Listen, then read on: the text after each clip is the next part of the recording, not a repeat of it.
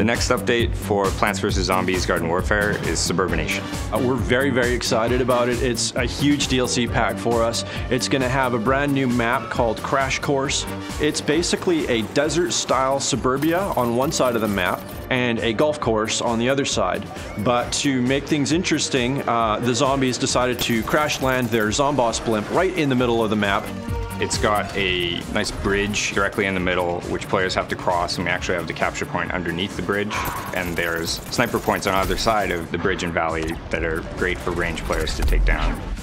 The game mode, Suburbination, is our take on a classic domination-style game mode where the plants and zombies are fighting for control of 3 strategic locations in a map. So once you actually capture all 3 bases for your team, you put the other team in a sort of state of suburbination, as we call it. And that's basically, you have the other team in complete lockdown mode, and they have to try to get at least one objective back from you. Otherwise, your team is just going to sit back and just earn lots of coins. Our community is fantastic. They've been super supportive and vocal, and we were thinking of ways to include them in the design process more.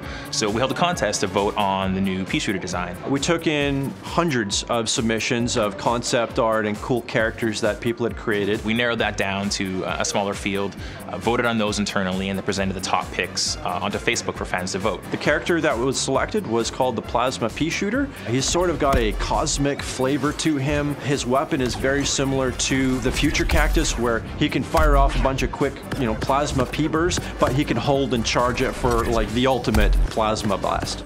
It's also going to have a bunch of new enhancements to garden ops. One of the bosses in Suburbination DLC is Baron von Bats. We're very excited about this character. He is basically a Victorian-era vampire.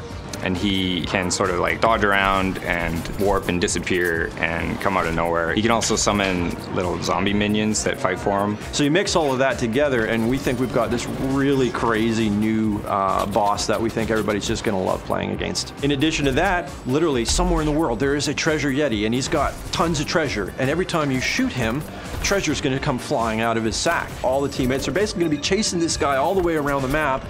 Meanwhile, their garden is, being attacked by zombies. So they got to kind of balance out how greedy are you going to get chasing this guy versus how much do you want to play the team game and try to protect your garden.